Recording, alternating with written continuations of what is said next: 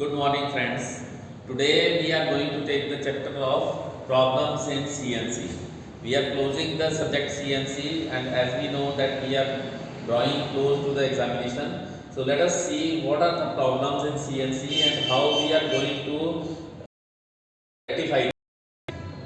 Being a mechanical engineer, there are some components where we can see the problems and check the हम थोड़ी बहुत problems को देख सकते हैं बट ज़्यादा डिटेल्स में नहीं जा सकते because it is mostly covered in AMC annual maintenance contract. So ज़्यादातर हम ये है कि जो हम अपने लेवल पे देख सकते हैं प्रॉब्लम्स उनको हम देखेंगे। So if we see problems in CNC, let us divide the parts of categories. There are some mechanical components, there are some electrical components, there are some electronic components, there is computer, and then there are some hydraulic and pneumatic components. So एक एक करके हम देखेंगे components में क्या क्या problems हो सकती है। So let us come back to the mechanical components, which is very usual. हम उन components को थोड़ा बहुत देख सकते हैं और थोड़ा बहुत उनको एनालाइज कर सकते हैं कि उनमें प्रॉब्लम्स क्या है। आप इनको याद करने का अगर मैं तरीका बताऊं तो इनको सब्जेक्ट वाइज याद कर लीजिए, mechanical, electrical, electronic, computer and hydraulic, इस तरह से सब्जेक्ट वाइज याद कर लीजिए। सो मैं मैकेनिकल कंपोनेंट्स में पहले आता हूं। मैकेनिकल कंपोनेंट्स में देखिए तो हमारे बेड आते हैं, स्लाइड वेज, मैकेनिकल स्विचेस और कॉलम्स आते हैं। तो बेड में हम ऑलरेडी डिस्कस कर चुके हैं। बेड्स जो हैं सीएनसी के ज्यादातर बनाए जाते हैं special type of SG cast iron या फिर माइल्ड स्टील से बनाए जाते हैं, जो कि बहुत हाई लेवल के को एब्जॉर्ब करते हैं। तो बेड जो है हमारे बहुत अच्छे होने चाहिए अगर वो उनकी स्पेसिफिकेशन हमें दी जाए। हम इसको ऑलरेडी डिस्कस कर चुके हैं कि हमारी जो स्पेसिफिकेशंस हैं बेड की स्पेशल होनी चाहिए, इसके कंपोनेंट भी हम डिसाइड कर चुके हैं। Then there are slide ways. Slide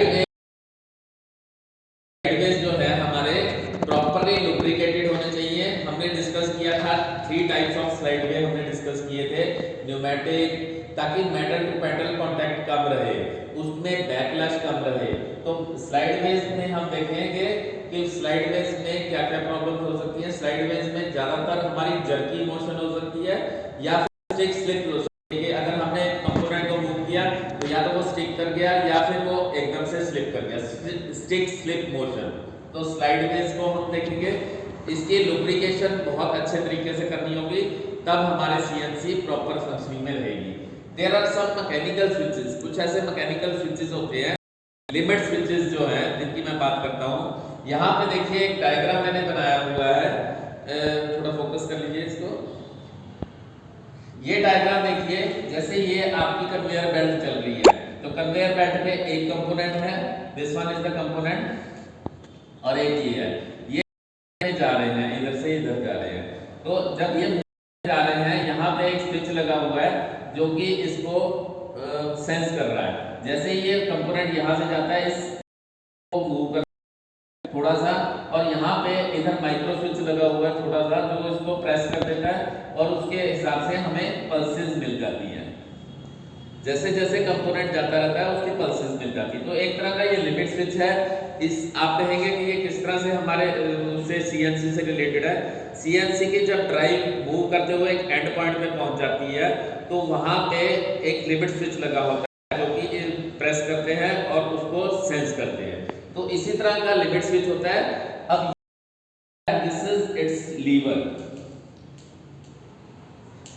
अगर ये लीवर प्रॉपर मटेरियल का नहीं है या हीट से एक्सपेंड हो गया तो ये लीवर जो है परमानेंटली बेंट हो जाएगा और उसके बाद उसकी सर्विसेज नहीं देगी। इसी तरह से ये जो छोटे से माइक्रो स्विच हैं, यहाँ पे अगर इनके बीच में कार्बन फंस तो इसमें भी सिग्नल ठीक से नहीं आएगा।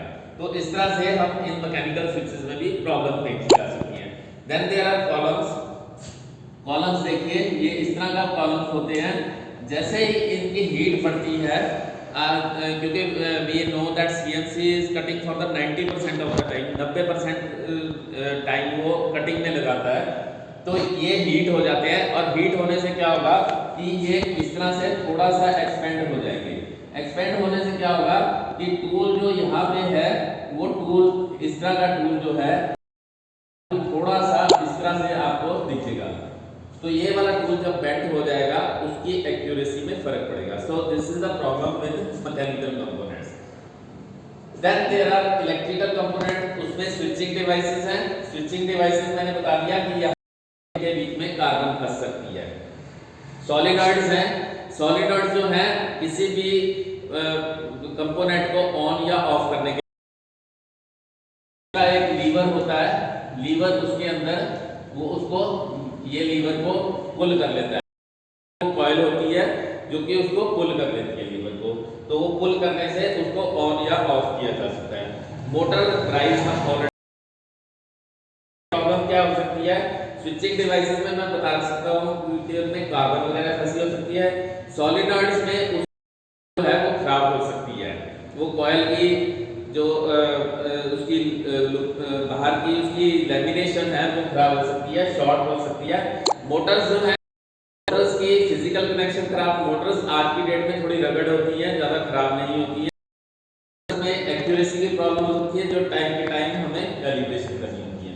Then there are electronic components, सकते हैं क्या प्रॉब्लम है उसके हम थोड़े बहुत बताएंगे आपको। Computer components, we all know कि कंप्यूटर हो सकती हैं, ज्यादातर कीबोर्ड के ऊपर डस्ट है उनको कवर करके रखे हैं हम, कीबोर्ड है, मॉनिटर है, आजकल सभी इसके बारे में जान सकते हैं, तो इसके बारे में लिख सकते हैं जो भी लिखना चाहें। हाइड्रोलिक एंड न्यूमेटिक कंपोनेंट्स, पहले हम इसमें डिस्कस कर लें कि क्या क्या पार्ट्स होते हैं। There are some cylinder, piston and valve, ये तीन तरह के कंपोनेंट्स होते हैं।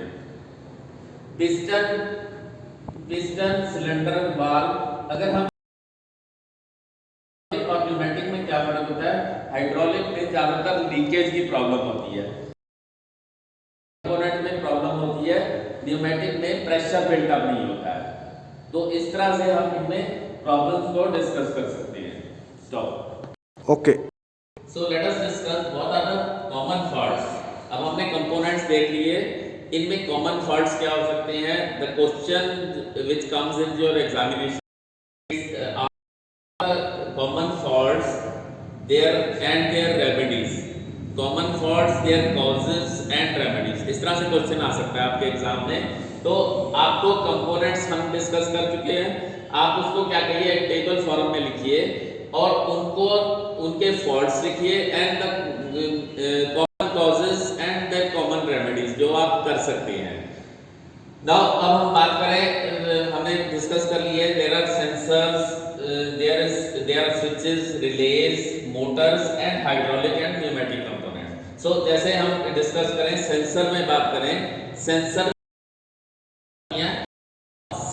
आपको पहले पता होना चाहिए, हम पहले डिस्कस कर चुके हैं चौथे चैप्टर में कि sensor there are analog sensor, digital sensor, active sensor, passive sensor. Active जो कि खुद पावर सप्लाई देते हैं और जो पैसिव वो एक एक्सटर्नल पावर सप्लाई लेते हैं। Then there are some sensors which are mechanical sensors, there are pneumatic sensors, there are some optical sensors. अगर सेंसर किस तरह का है पहले वो डिस्कस करिए, वो देख लीजिए और उसके हिसाब से उनके फॉल्ट्स, जैसे कि अगर हम बात करें कि एक्टिव सेंसर है, तो एक्टिव अगर सेंसर है या पैसिव सेंसर है हम बात करें, तो पैसिव सेंसर में क्या प्रॉब्लम हो सकती है, आप बता सकते हैं कि उसकी पावर नहीं आ रही है, पावर नॉट कमिंग, इस तरह से आप कर सकते हैं। तो उसका रेमेडी पावर सप्लाई उसकी चेक करेंगे। फिर अगर मान लीजिए ऑप्टिकल सेंसर है, यू विल से कि there is light source not sensing, light not, तो ये जब आप सेंसिंग नहीं लिखेंगे तो उसकी रेमेडी क्या हो सकती है, चेक फॉर डर्ट,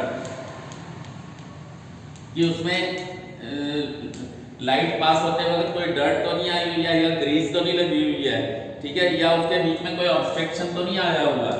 तो अगर ऑब्स्ट्रक्शन है तो उसको हटा दीजिए, इस तरह से हर एक चीज में आप लिख सकते। स्विचेस में भी जैसे मैंने एक प्रॉब्लम बताई थी कि उसका लीवर बेंट है,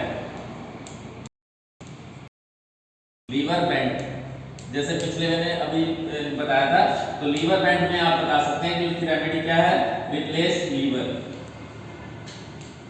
रिप्लेस लीवर, और उसको करेक्ट कर लीजिए या किसी तरह से उसको मॉडिफाई कर लीजिए। ठीक है। मोटर्स में इट इज हीटिंग, अगर हीटिंग हो रही है तो उसको आप देखिए जो पावर सप्लाई है वो ठीक जा रही है, पावर सप्लाई रेगुलेटेड है, और अगर it is noisy then you can say you have to grease it properly. ठीक है। हाइड्रोलिक और न्यूमेटिक कंपोनेंट्स में आप बता सकते हैं कि उसकी फॉल्ट्स क्या है। हाइड्रोलिक्स में इट इज लीकेज, और न्यूमेटिक में प्रेशर नॉट बिल्डिंग अप, और इनके इसी तरह से आप प्रॉब्लम्स को सॉल्यूशन बता सकते हैं। तो ये इस तरह का अगर आप टेबल बना देंगे तो 10 नंबर पूरा का पूरा तैयार हो जाए। आई एम नॉट सेइंग कि आप सारे कंपोनेंट्स को लिखिए, लेकिन जितने कंपोनेंट्स आपके वो एक एक करके सारे इस तरह से टेबल बनाएंगे तो बहुत बढ़िया आपका क्वेश्चन अटेम्प्ट हो जाएगा। Then the next topic is fault finding techniques. What are the fault finding, ये कुछ टेक्निक्स बताई गई हैं। ये भी 10 नंबर का ऐसे ही क्वेश्चन आता है, what are the fault finding. Now कुछ इस तरह की है, visual inspection, multimeter, CRO, oscilloscope, logic probe, logic pulser, logic clip. किताबों में और भी दी हुई हैं, अगर इनको ही आप एक्सप्लेन कर देंगे तो आपका 10 नंबर का बहुत बढ़िया क्वेश्चन 2-3 पेज में अटेम्प्ट हो जाएगा। व्हाट इज विजुअल इंस्पेक्शन, आप सीएनसी को जैसे ही चला रहे हैं तो उसको विजुअली थोड़ा इंस्पेक्ट कीजिए। आप देखिए उसका कोई स्विच प्रेस तो नहीं है, कोई उसका ढक्कन खुला तो नहीं रह गया, इंस्पेक्ट करेंगे तो आपको पता चल जाएगा। कुछ आपको कंपोनेंट तार टूटी हुई तो नहीं दिख रही, या कुछ उसके कंपोनेंट्स में कुछ जला हुआ तो नहीं दिख रहा, तो जैसे ही आपको दिखेगा कुछ ना कुछ फॉल्ट्स आपको एग्जैक्टली पता चल जाएंगे। Then there is one part which is known as multimeter. Multimeter क्या है, इट इज इलेक्ट्रिकल कंपोनेंट है जो कि कंटिन्यूटी को चेक करते हैं। तो कंटिन्यूटी चेक करने के लिए आप क्या करेंगे कि उसको आपको पता है कि दो स्विचेस या सप्लाई है, उनके बीच में आपने वोल्टेज देखनी है, तो ये मल्टीमीटर वोल्टेज, करंट और कंटिन्यूटी ये तीन चीजें बता सकता है। देन देयर इज ऑसिलोस्कोप, जो इलेक्ट्रॉनिक्स या इलेक्ट्रिकल वाले होंगे उन्होंने देखा होगा। तो क्या होता है, इस तरह का कंपोनेंट होता है जिसकी एक छोटी सी स्क्रीन होती है और उसमें से तारें निकाली होती है। तो ये क्या होता है, ये उसकी प्रोब लगाएंगे। मान लो हमें कोई आईसी या कुछ चीज पता है, तो हम क्या करेंगे कि उनके पॉइंट्स के ऊपर उसको सीआरओ को लगाएंगे और वहां से उसकी पल्सेस, अगर हमें पता है कि इस तरह की पल्स आती है, या फिर हमें सीआरओ मैन्युफैक्चरर है वो बताता है कि इस तरह की पल्सेस आनी चाहिए, तो वो हम चेक कर सकते हैं। लॉजिक प्रोब कुछ इस तरह का पार्ट होता है। लॉजिक प्रोब एक जिसके आगे नोक लगी होती है, पेन टाइप की लगी होती है। अगर हमें किसी ने सीएनसी मैन्युफैक्चरर ने बताया है कि यहाँ पे आप सेंस करके हमें बताइए, कई बार ये होता है कि हम फॉल्ट के लिए उनको फोन करते हैं तो वो कहते हैं जी अगर ये प्रॉब्लम है तो हमें ये यहाँ पे इसकी पल्स बताइए कि किस तरह की आ रही है, यस आ रही है या नो आ रही है। तो इसके ऊपर यहाँ पे ये लैंप लगा होता है और ये एलईडी पावर सप्लाई से कनेक्टेड होता है। उस पॉइंट पे हम रखेंगे, अगर वहां पे पावर सप्लाई आ रही होगी या जीरो आ रही होगी, वोल्ट आ रही होगी, तो यहाँ पे एलईडी जल जाएगा।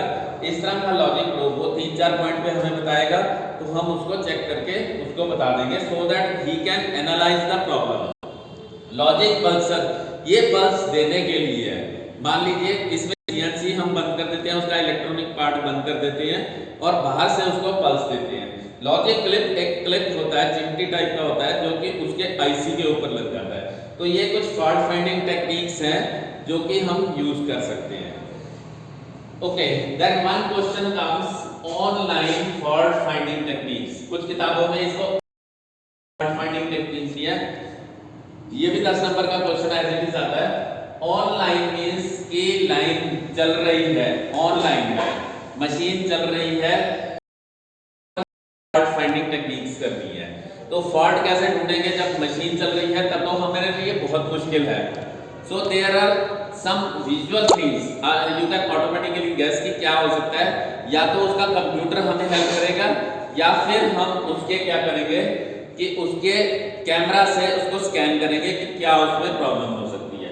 सो there is one thing which is known as GNC, graphic numerical control. Graphic numerical control का सॉफ्टवेयर जो उसके कंप्यूटर में इंस्टॉल होता है, वो उसकी अप्रोच में हमें हेल्प करते हैं। नाउ उसमें क्या करते हैं, तीन पार्ट्स में करता है।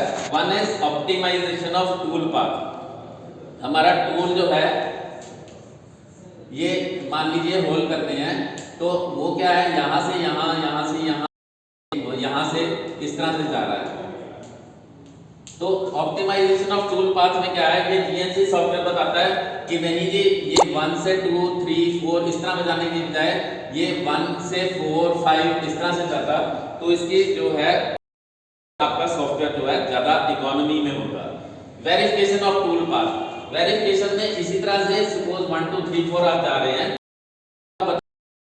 1 2 3 4 जा रहे हैं, तो आपका यहाँ पे कोई फिक्सचर लगा हुआ है, ये टूल जो है ये इस फिक्सचर को क्रॉस कर रहा है, इसको हिंडर कर रहा है, वो स्क्रीन के ऊपर आपको दिखा देगा। There are non contact diagnostic. Diagnostic क्या चीज है, ये अलग से क्वेश्चन भी आता है। What are diagnostic? डायग्नोस्टिक क्या होता है, basically the problem with some symptoms. जैसे आप डॉक्टर के पास जाते हैं तो कुछ बताता है कि आपने कल क्या खाया था, आपका पेट दर्द, आप सब कुछ बताते हैं उसको, जी मैंने ये खाया था, आपको। तो इसी तरह से मैंने बताया कि अगर CNC का इंजीनियर आपसे पूछता है कि आपको सिम्टम्स क्या आ रहे हैं CNC मशीन में, तो वो आपको कुछ क्वेश्चन पूछने के लिए, और वो उसके आप डायग्नोस करके इनिशियल बताएगा कि इसका ये कंपोनेंट खराब होगा, तो वो नॉन कॉन्टैक्ट डायग्नोस्टिक होते हैं। नॉन कॉन्टैक्ट मींस कि उसमें कुछ चीज को करना, तो दैट मींस दूर से ही उसकी कैलिब्रेशन कर देता है। आपका कोई प्रोब है, वो एक कैमरा लगा हुआ होगा, वो सेंस करके आपको बता देगा। स्टॉप।